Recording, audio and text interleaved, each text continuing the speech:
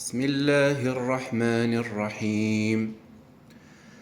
سبح اسم ربك الأعلى الذي خلق فسوى والذي قدر فهدى والذي أخرج المرعى فجعله غثاء نحوا سنقرئك فلا تنسى إلا ما شاء الله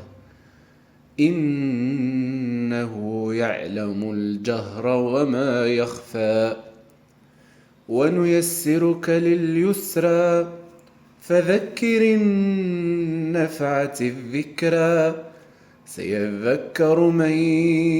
يخشى ويتجنبها الأشقى الذي يصلى النار الكبرى ثم لا يموت فيها ولا يحيا قد أفلح من تزكى وذكر اسم ربه فصلى بل توثرون الحياة الدنيا والآخرة خير وأبقى إن هذا لفي الصحف الأولى صحف إبراهيم وموسى.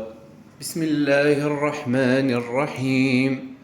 هل أتاك حديث الغاشية وجوه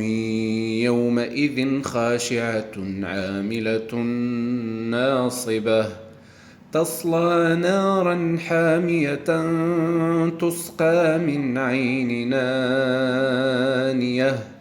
ليس لهم طعام إلا من ضريع لا يسمن ولا يغني من جوع وجوه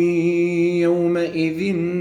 ناعمة لسعيها راضية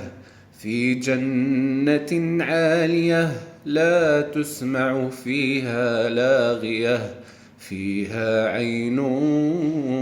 جارية فيها سرر مرفوعة وأكواب موضوعة ونمارق مصفوفة وزرابي مبثوثة